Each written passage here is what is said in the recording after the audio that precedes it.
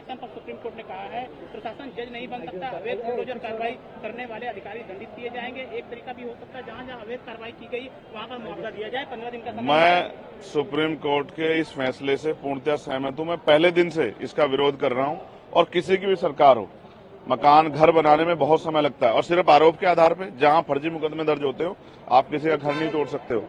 जो supreme court ने 3-4 comment किए हैं ये बिल्कुल सही है कि जिनके घर टूटे हैं उनको मुआवजा मिले और जिन अधिकारियों ने सरकार को खुश करने के लिए किया है उन पे भी कार्रवाई हो।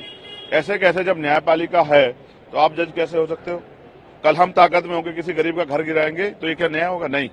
जब न्यायपालिका है तो न्यायपालिका के अधिकार को अगर सीज करने काम सरकार करेगी तो न्यायपालिका को ठोस कदम उठाना चाहिए, सरकार पे भी कार्रवाई करनी चाहिए, उनकी मंशा को भी देखना चाहिए कि उनकी मंशाएं कैसी हैं।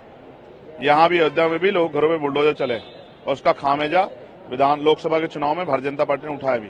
यूपीएससी एग्जाम को लेकर के जिस तरीके से धरने पर बैठे लाठीचार्ज हुआ है, ये बहुत महत्वपूर्ण है।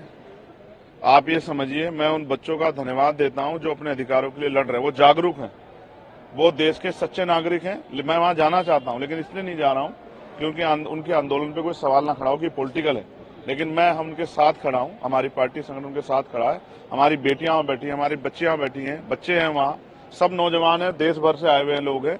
इसलिए बैठे हैं कि उन्होंने बिल्कुल सही कहा कि 1 नेशन 1 इलेक्शन की बात करने वाली सरकार 1 डे 1 शिफ्ट में एग्जाम क्यों नहीं करा सकती है?